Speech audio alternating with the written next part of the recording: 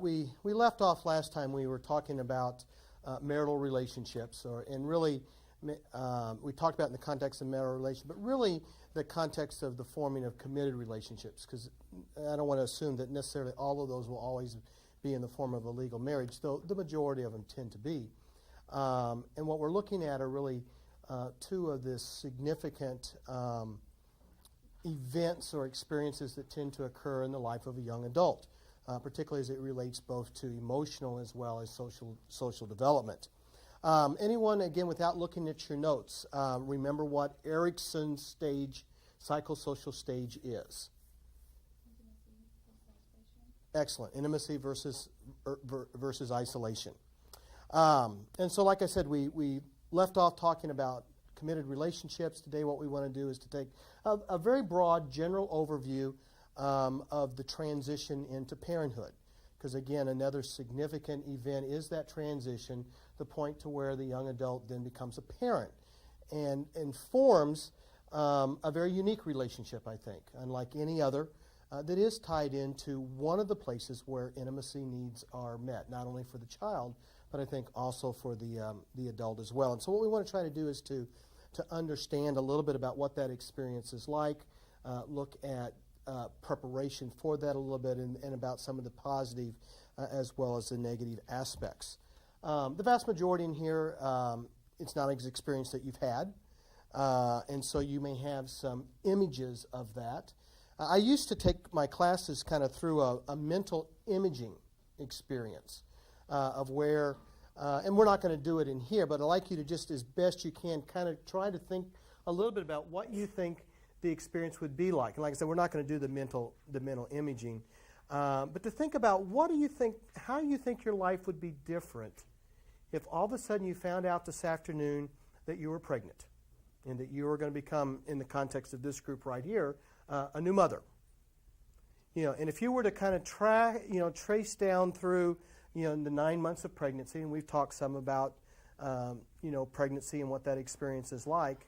And then all of a sudden, if we jumped ahead 9 months, and tomorrow you were to start your day, and the thing that would be different about your day is that you now have a newborn in your life. What do you think would be different? What do you think life would be like? How do you think you would, if you could create any kind of a mental image of what that experience would be like, what would it be? And I know it's hard to create a mental picture, an image of something that you haven't experienced. Any ideas about how your life would change or would be different?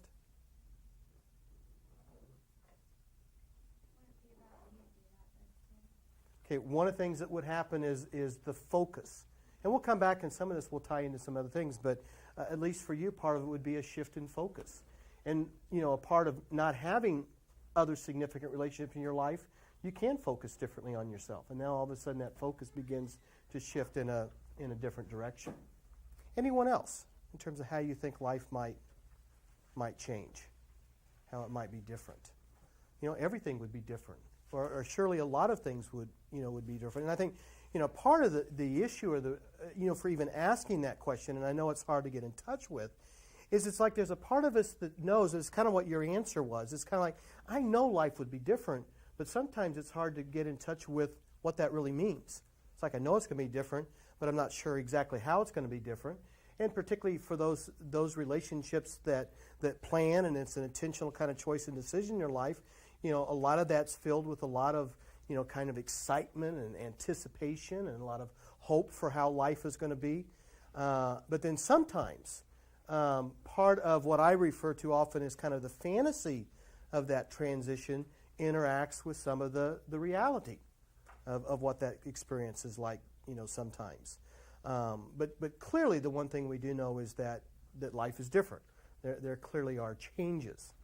This is not on one of the transparencies, but I think one of the things that's important to be aware of is that there was a period in time when actually the transition to parenthood was considered a crisis. A crisis event in individuals and couples' lives. And that's no longer the case. We no longer perceive or look at it as a crisis, but we sure look at it as an experience or event that has a potential that will definitely create a great deal of change. And it does have the potential to create crisis for some individuals and for some couples, but it's no longer viewed as that. But there was a period of time when the research tended to indicate that when couples or individuals made that transition, that the stress level tended to be so high that it was often imaged or perceived to be somewhat of a crisis. And again, it's not the case today.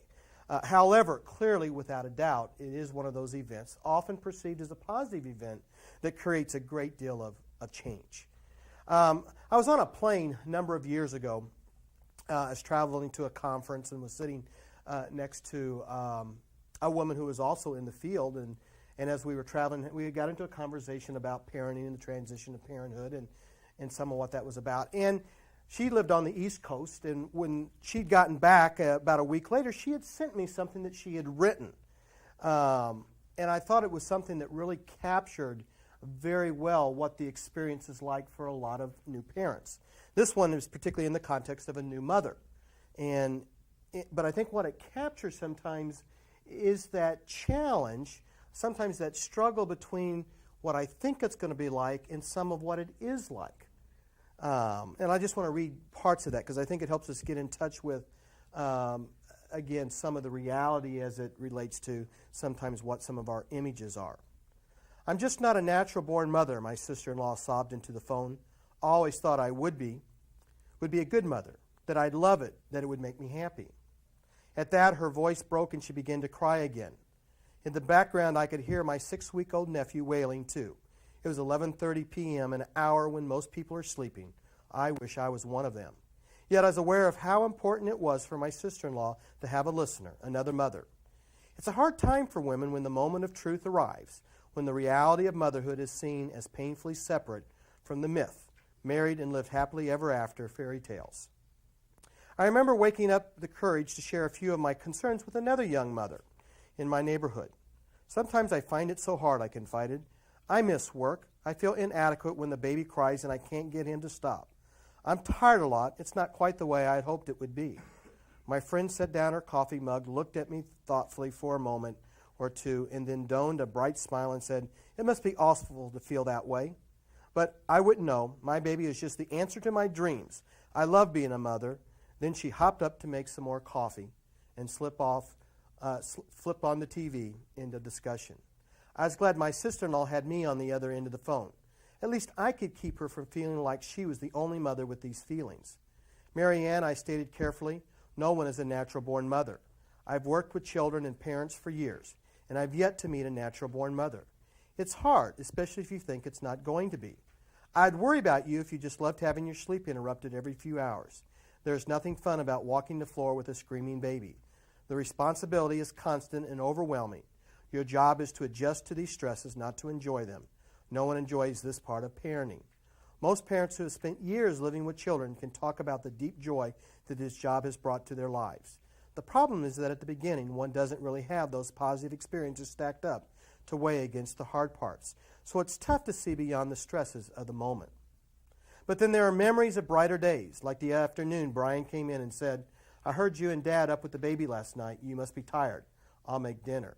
Or the afternoon Sean did my carpool duties and said, "Why don't I take the baby? You look like you could use some solitude." Or simple things like the Mother's Day card Thomas made. "I love you, Mom," he wrote carefully. "I'm glad you liked my report card. Even if it was bad, I would still love you." I looked at it and said, "Well, Tom, you need to know that even if it were bad, we would still love you." And with a huge grin, he said, "Boy, Mom, you understand everything." Life is not always so easy to understand as that card. But as he headed for the yard, still grinning, I felt a warmth of maternal stirring. Aaron, our 1-year-old wild child, had fallen asleep on my shoulder, snuggling close and smelling like baby powder instead of bananas for a change. It was a fine moment. It didn't last, of course, but just briefly there, I felt like a natural-born mother. And I think what it captures is often the experience that a lot of new parents have, again, directed in this context to mothers. But I think one of the things that she said that I think is so important to understand is that, there are many, many wonderful moments and experiences about being a parent, particularly in those situations where parents truly wanted to and desired to have a child and really looked forward to the experience of raising a child. But often what we don't realize as new parents is it takes a while to stack up, as she indicates in this article, the positive experiences. Not every experience with a newborn is always positive. There are the challenging, difficult moments. And it takes a while to stack up enough of the positives to outweigh and overcome some of the negatives. And I think that's the part that sometimes gets lost in that transition. You know, we all have the images of what that experience is going to be like, and holding that newborn baby, and you know, and cuddling and playing and laughing, and the smiles and all those wonderful experiences. But it takes a while, you know, for those to get added up. And there clearly are the other experiences as well. I think I can honestly say I don't think there was ever a point where I ever regretted or dreaded being a parent. It's always been a wonderful experience, a very positive experience. But the flip side of that, it's also had its challenging moments as well. I mean, I can identify, again, with the, with what was in the article. I can remember those long, long hours of walking with a crying baby, you know, trying to get the baby to calm down until we finally figured out some of what was going on. And just about the time you thought you had calmed down and soothed, you know, it started all over again. And in our experience, you know, whether it was colic or dealing, again, as I mentioned earlier in the semester, dealing with, possibly breast milk that had different substances from my wife's asthma medicine, you know, who knows. But we know the agony of those long walks and not being able to comfort a child that's wanting to and needing to be, comforted, And we know the other experiences that you can look back and, and laugh about, the time when you think you had everything planned, and just about the time you get going, the child throws up all over every place, and my wife and I can both remember, going not just long nights, but what appeared to be long years, looking forward to that one day, which for us was actually several years before the child actually slept through the night, and you actually got to sleep all the way through the night, and you learned to adjust to those shifts and to some of those changes. And we'll look at, kind of look at the positive versus some of the negative in a moment. But again, it is a transition. As you said, it impacts virtually every aspect of your life and brings about a lot of changes. But I think most would say that clearly the positives tend to outweigh the negative aspects of those changes. What we want to do, again, as I said, to kind of look at just an overview, of some things.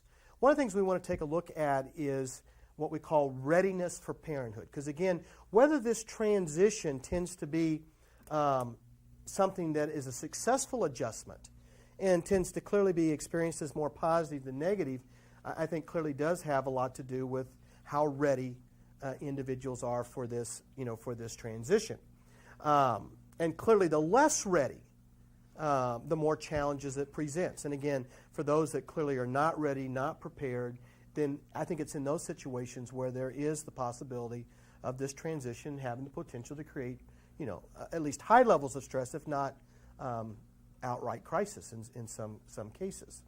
Some of the research, interesting enough, this research was actually done with men and was looking at what were the factors to determine whether men were ready and what impact that had both on the pregnancy and the transition. Now, I think as you look at these, and what we're going to do is identify the four most common factors that were identified. I think what you would find is all four of these, I think, would pertain to women and new mothers as well. If you were going to identify a factor, what do you think would be one of the most important factors that would predict readiness for parenthood? Anyone have an idea? What do you think would be a key factor? Patience would definitely be one. It wasn't one of the four that was identified. Okay, and I'll put these up in just in a moment because they're going to be a little bit out of order. But clearly one of those was financial, financial security. Both in the context, and again, remember, this is research that was done, again, with men. And a lot of it was in one, do we feel financially ready to take on the responsibilities? Now, I think if you said, if you ask any couple, is there a time when you really always feel 100% ready? No. But I think what happens is clearly there are times when we feel more financially secure, and feel like we can make that adjustment. And for men, interesting enough, what it related to was the extent to which they felt like that they were doing where they wanted to be in their career goals. If they felt like they were doing pretty well, pretty much where they hoped they would be at this point in time, and that they felt ready to take on the responsibility, then that clearly was one of the key factors in terms of feeling ready. Again, if they felt like, I'm not doing near as well as I thought I would be doing in my career, I'm a little bit behind where I thought my financial or my income goals were, I'm not sure, there's any way we can take on the added financial costs of raising a child. That tended to create higher level of stress and a less sense of being ready. Other factors.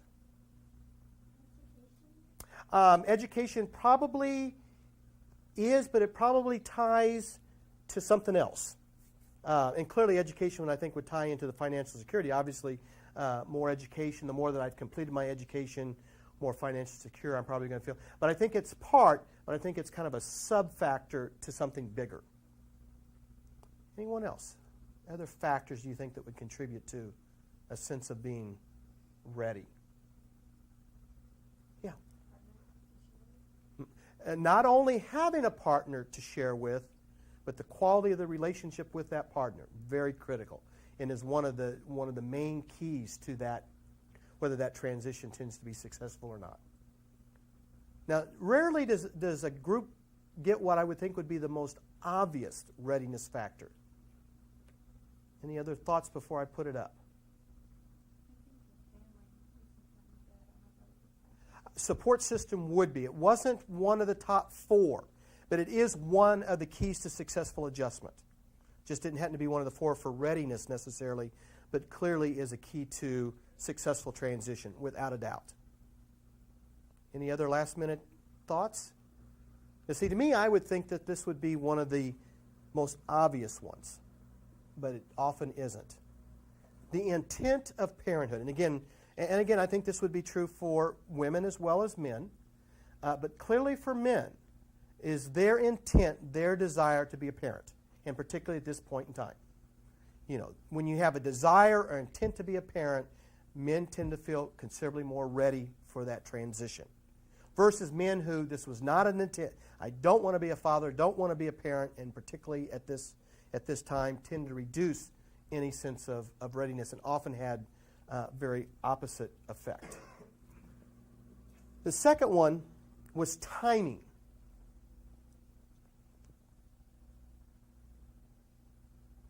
In terms of life goals.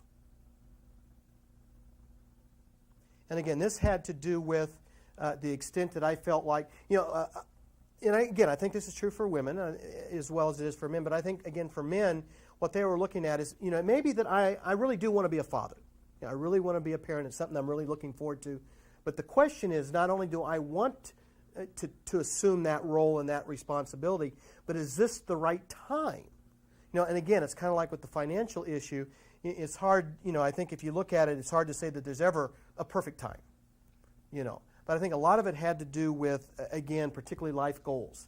Because I think the feeling is if we were to become parents at this point in time, and if it would hinder me achieving some of the goals that I have for myself, then the perception of readiness is that I'm not ready, that this isn't a good time. And particularly if it would mean giving up possibly a life goal. Can you think of just an example? What might someone be inclined to have to give up because of the timing? Not necessarily the issue of being or not being a parent. I think one of the big ones is, maybe I am planning to go to school, or maybe I'm currently in school, and now as a result, of this transition, I'm going to have to give up going to school. Now, it may not mean that I'm having to give it up altogether, but I think the fear is, that once I quit school and now I start to work, that it may be very difficult to do what? And that could be a reality, to go back. Or at what point in time am I going to be able to go back? And even if I'm able to go back down the road someplace, many may feel like, depending upon what my goals were, that I may be putting off my career goals several years. And I think women have experienced that. I think men have been somewhat more oriented to the role of work and careers in their lives differently, at least traditionally. Can you think of any other goal besides education that might be impacted by that?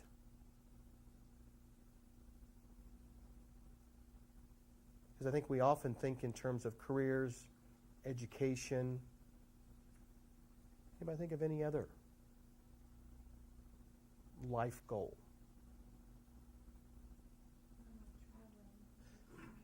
It could be traveling, because again, I think one of the things that we often lose sight of is there is what I call life after child. And one of the things clearly is there is a change in lifestyle. And that maybe one of the goals was as a couple, that one of the things that we were going to hope is that kind of once we got our careers established, that we would have some time where we could do some traveling and do some things as a couple. And one of the things that my wife and I, prior to having Matthew, lived in Seattle, Washington. During the early part of our marriage, again, before we had a child. And, and again, we don't regret having a child at all. But I tell you, we had a wonderful couple of years in Seattle before we had a child. Particularly, I had finished school. We had gotten married. We'd kind of moved to a place that neither one of us had ever been to. And again, if you've never been on the West Coast or Seattle, it's one of those places where you can kind of do it all. We love to ski. My wife loves the ocean and the coast. And no matter within hours, you could be in the mountains or on the coast, either one. And we both like water. And in Seattle, you're surrounded by water. And we traveled. We would take the ferry and go over to one of the islands and spend the weekend. And we went to plays and went out to eat and did all of these kinds of things. And if that was one of your goals to be able to have a period of time to do that, you may feel a loss of that for some people, there may be some resentment, in there. Or it may be some financial goals that you had hoped for. Maybe part of the hope was that you had this kind of home you were hoping to be able to purchase and buy, and now with the transition might mean having to buy something different or move into something different than what you would hope to. So, again, I think the issue is clearly one of the factors is the desire and the intent. The other is timing. And I do clearly believe it's like with a lot of things. I think it's like, with committed relationships and with marriage, timing is real important. The third one that we've already mentioned is financial security. And then we've also mentioned the fourth one as well, the stability of the relationship.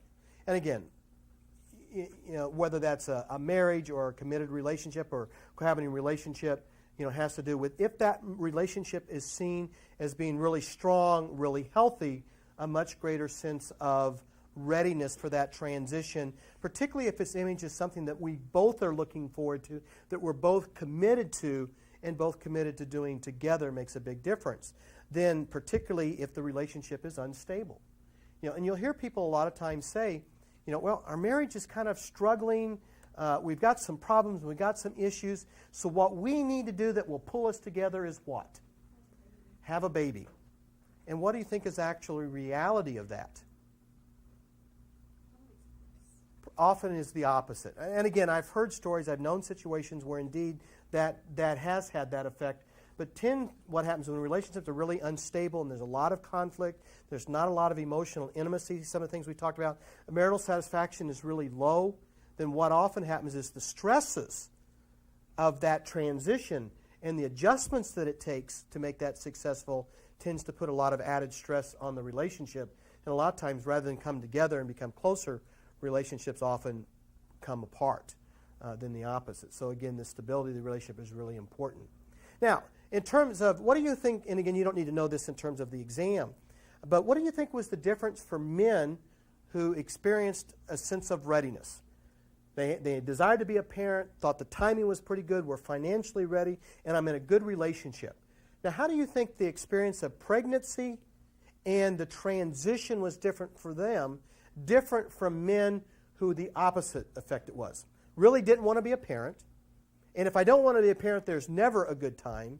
This surely can't be, financially, I know we're not ready to take it on, and our relationship's not real strong either. Now, hopefully, it would never be all four of those factors together. What do you think how different the experience was? Think it was different in any kind of way? And if so, how? How do you think readiness impacted both the experience of pregnancy as well as the transition.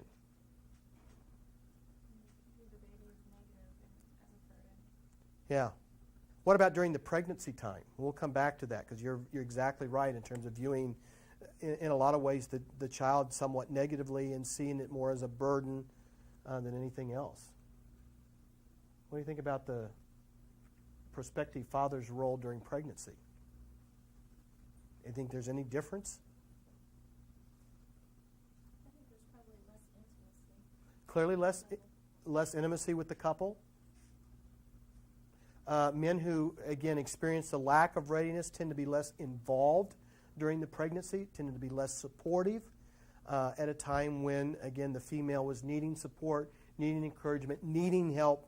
That tend not to be as present as it was for men who tended, again, to experience higher levels of readiness. What we find also, again, with the actual transition is that clearly, again, men who felt ready, intent, timing, financial security, and again, a good relationship tended to more easily bond with the child, tended to be more invested from the very beginning, tended to interact differently. Men who were not ready tended to have more difficulty bonding. In fact, they tended to be away. And it was almost the attitude, well, you wanted to have this child. I really didn't want to have this child, so you raised this child. And so actually tended to be less present, not only physically, but emotionally as well. And so they tended to be not home a lot, tended to be gone a lot, and a lot of that was so that they didn't have to deal with it. And it left a lot of the responsibility for that initial transition on the female, who again was going through not only the adjustment or the transition to parenthood, but adjusting to the transition from being pregnant, and going through not only emotional and hormonal kinds of shifts and changes, but happen to, on their own more often than not, make all the other adjustments to having a newborn in the household, which made it a lot more difficult, which put more strain on the relationship. So again, one of the keys, I think, to that transition and for it to be successful is to have a sense of readiness. And I think these four factors clearly make sense. All right, looking at, and again, these are probably common sense kinds of things, but looking at both the positive aspects and then contrasting that with some of the challenges of the transition. And we tend to find, and there are clearly more, but we tend to find, we're going to identify four for each. One of the positive aspects that most new parents talk about are what they call emotional benefits. Can you think of an example of what an emotional benefit might be for a new parent?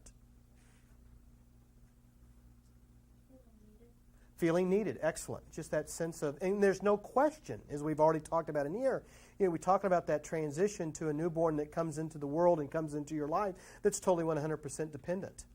And for some there is a sense of satisfaction and gratification. Here's someone who needs me that I can care for. And again, tends to be perceived clearly. And again, particularly if all those readiness factors are there. Other examples of emotional benefits.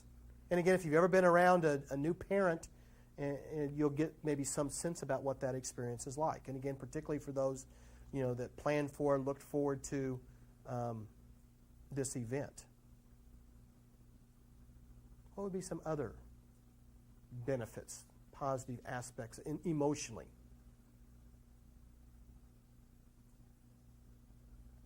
Anyone think of them? And again, I know it's hard to begin to image something when it's not an experience that you've had.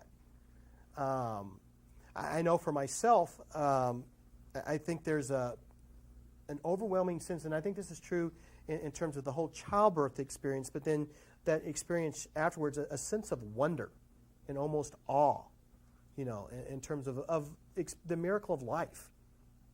And to realize that this was something that you had a very active part. And it's very different than watching that and see that for others when it is your, personal kind of experience.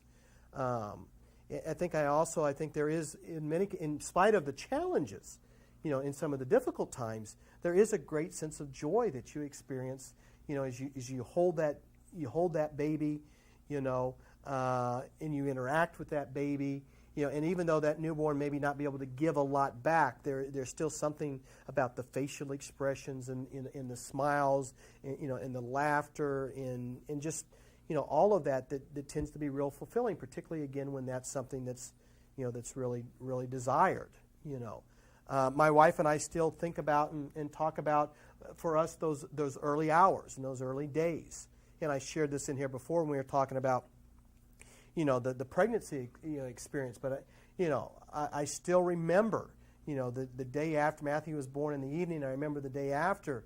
I remember sitting in this. We had a rocking chair in the birthing room that we had, and I remember sitting there rocking, watching a basketball game on TV, and having a dialogue, with a one-day-old child about basketball. Now, who would ever come to know that basketball would become an important part, of his life, much later down the road? But there was just something, and I guarantee you, I'll never forget when one of my sisters had come to visit for the first time and saw me, and again, this is all family context, saw me could not believe I was actually holding the child, because I don't think I would have ever given much of the impression of someone, who would have been really actively involved in terms of the family, growing up in the family, having 3 younger sisters, and they just thought that was just the strangest thing, to see me, because they had never seen me, with an infant, or imaging me holding an infant, but it's real different when it's yours, So again, a lot of positive emotional kind of benefits. Any others that you might think of?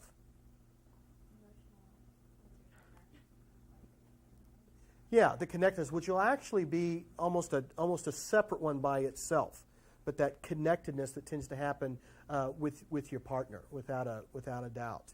And I do think one of the things that I have found in my own experience is there is a unique love that you have for the child that I think is unlike any love that you have for any other person. And it's hard to describe that until you've had that experience. So again, emotional benefits. There is what's often referred to as self-enrichment. And this is how the parent's life is enriched and how the individual's life changes in the positive. What do you think happens for some new parents? Can you think of an example of how their personal life is changed and enhanced?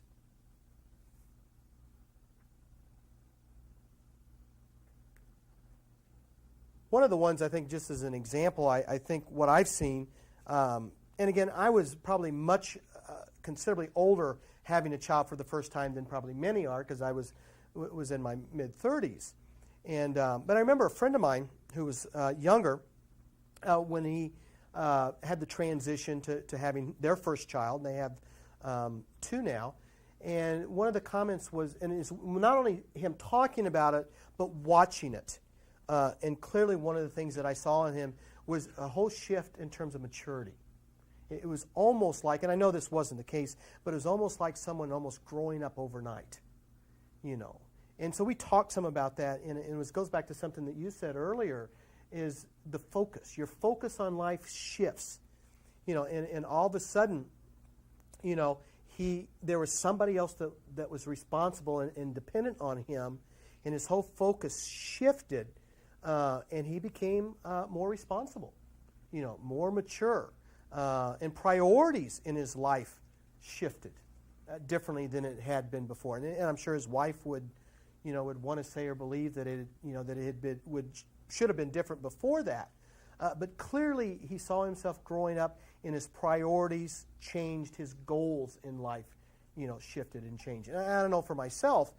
Clearly, my focus and goals changed. And clearly shifted somewhat away from career being the most important thing, or maybe the second most important thing, and that began to shift down the list of what was most important, as something else shifted, up above that. I remember a student a number of years ago in a class was sharing, and I may have shared this in here. I don't remember, but I remember talking about one of the things that she had tried to get her husband to do forever was to wear a seatbelt. Couldn't get him to put a seatbelt on. And it was interesting that right after their first child was born, he started to buckle his seatbelt. And so she was glad. She was kind of excited, and she asked, what's the sudden change? And what do you think it was? he needed to take care of himself. He needed to keep himself safe. Why? So he'd be around to take care of the baby, the child, you know. Now, she was gratified by that, but there's probably also a part of her that was somewhat sad because, and this is not probably unlike other relationships in the sense that I wish you also maybe had, you know, wanted to be around for me as well because, you know, but I think it's a different sense of that if something happened to me, I know that you would be able to do what? You'd be able to take care of yourself because you're an adult. But now here's all of a sudden someone who's dependent upon me who couldn't in the same kind of way. And again, priorities, goals, a different kind of shift, you know, takes place. And so people often talk about, again, self-enrichment, you know, in their lives and how their personal life changed. Anybody think of another aspect or maybe someone you've known of how you saw their life shift in the positive as a result of becoming a parent? And again, may not be a context for that.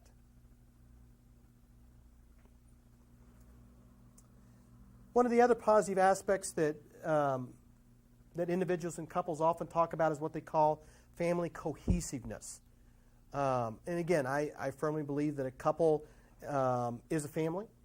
Don't necessarily need to have children to feel complete, though that there are for many that child coming into their lives gives them a different sense of family and does tend to bond not only the sense of family together differently, but often that relationship differently.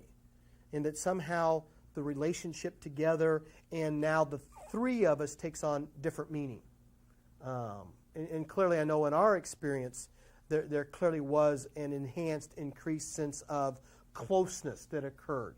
And clearly our lives dramatically shifted as the focus from not only us individually, but us as a couple shifted to we as a family.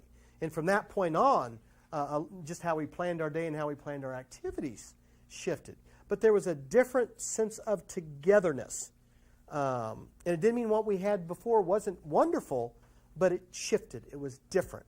And people often talk about that sense of cohesiveness, a sense of added bonding, not only to the marriage, but again to that expanding sense of family and family unity. And finally, what people will talk about frequently is the identification with the child. Watching the child grow and change.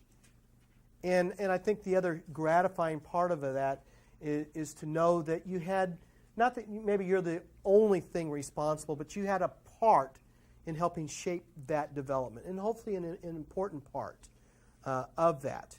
And again, I've shared this in here before, but I have thoroughly enjoyed every stage of development. And each one has been unique because as we've tried to talk about in here throughout the semester, you know, as that child gets older and goes through different changes, there's unique characteristics of each one of those stages. And for me, at least, it's been really exciting to watch that ongoing and still ongoing transition and evolution of who our child is becoming. You know, and I feel really, really grateful in a lot of ways because I honestly can say, and again, I know, you know, I'm a proud father, you know, kind of thing, but, you know, I look at my son and I tell him this pretty much every week. I said, you know, you're a good kid, and he is. He's a good kid that's fun to be around. He's an enjoyable kid, you know, and it's been fun to watch the changes, both in terms of the challenging changes. We still had another meltdown with the storm that hit the other night. Major meltdown, but I'm glad we were home and not in the car. You know, so we're still dealing with some fears and some other kinds of issues. Those are the challenging moments, you know, of parenting. But the positive aspects of watching him change and watching him grow. And yesterday we were shooting baskets and we were having a conversation, you know, and it's true. And the specifics are unimportant, you know. But he shared something that he was going to be able to do I couldn't do, you know. And he was much stronger, you know, a person to be able to deal with a difficult situation than I was even able to as an adult. And I was really proud that he could do that because I was unwilling to do something that he was willing to do and confront a difficult situation. It was something that affected him. It affected all of us, but it affected him even more personally. Yet he was able to face that differently than I was even able to, and to watch that maturity at someone who's only 12 years of age. What do you think are, and again, maybe a child that you've watched, a niece, a nephew, or something, or a sibling? What do you think are some of the significant events that parents often identify with and remember? Because I think part of what happens is, and again, it's interesting that even as children get older, you still go back to those moments, and then that's the identification, the things that you remember about early experiences in life. What do you think are some of the significant ones that parents often hold on to? Clearly, first words, and as new words get added, without a doubt. What else? Other experiences and events that parents tend to really identify with?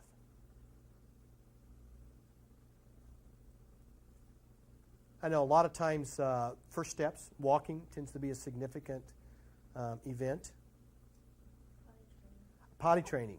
And that's one of those you're so excited when you finally have mastered, or they've mastered that one, without a doubt. What else do you think are significant moments that parents tend to identify with? That's one of the ones I was thinking of in terms of that. Particularly again, to some extent, maybe going to preschool or daycare, but that first day of real school, as they head off, is a milestone, without a doubt.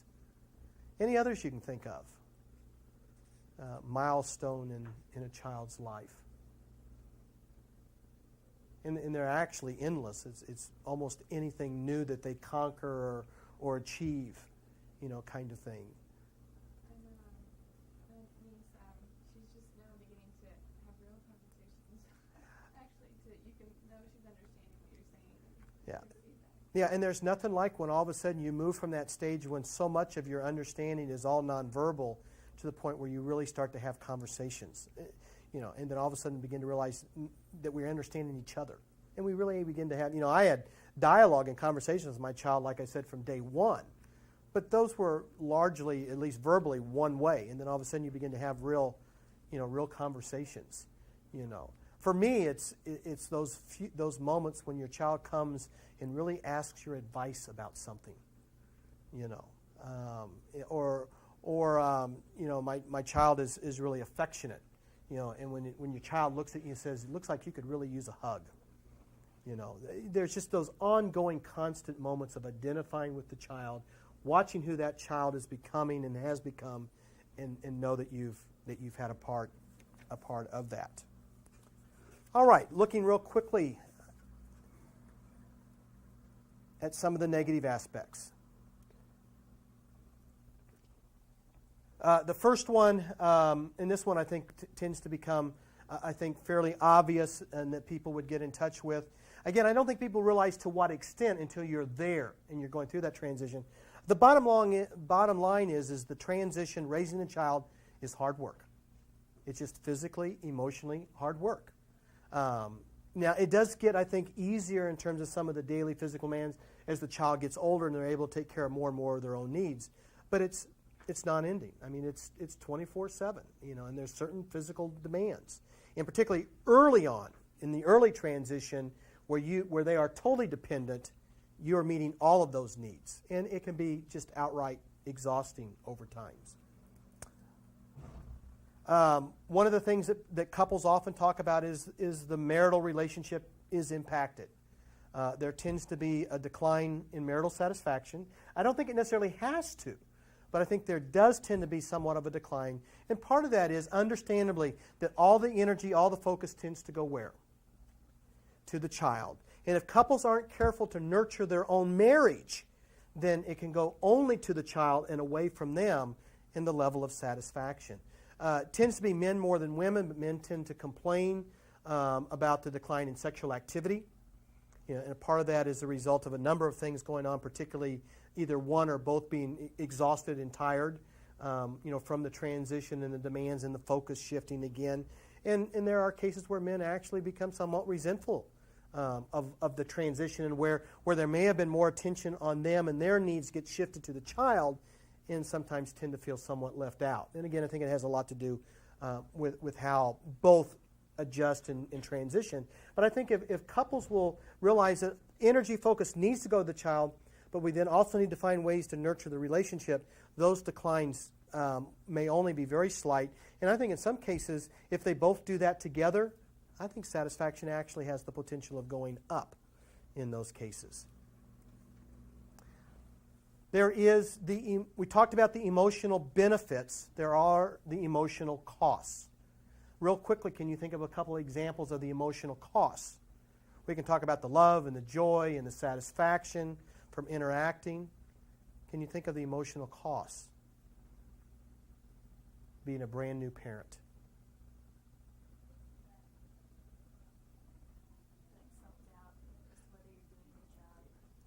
Probably, if it's not number one, it's got to be in the top three. Self-doubt, the worry: am I going to do a good job? Am I going to make a mistake? Am I not going to know what's wrong or know how to respond? You know, that overwhelming sense of responsibility, wanting to do a good job and afraid that I might not. You know, and again, I think the other part of it, at least it was my experience, and I think it's a lot of parents' experience, is that overwhelming sense of responsibility. And you hate to say it, but there's also that part of it, that overwhelming sense of concern and worry that something bad will happen. And will you be able to protect and make sure that doesn't happen? You know, I'll never forget, you know, the very first night when Matthew had come home, and I had already moved, and so we were in transition of moving, and so Matthew was with us in the bed that night because I was getting ready to fly out the next day. And I remember holding him all night long, and I remember not sleeping at all. I listened to him breathe all night long. And if you ever listen to a newborn breathe, it's just kind of real even and real shallow, you know.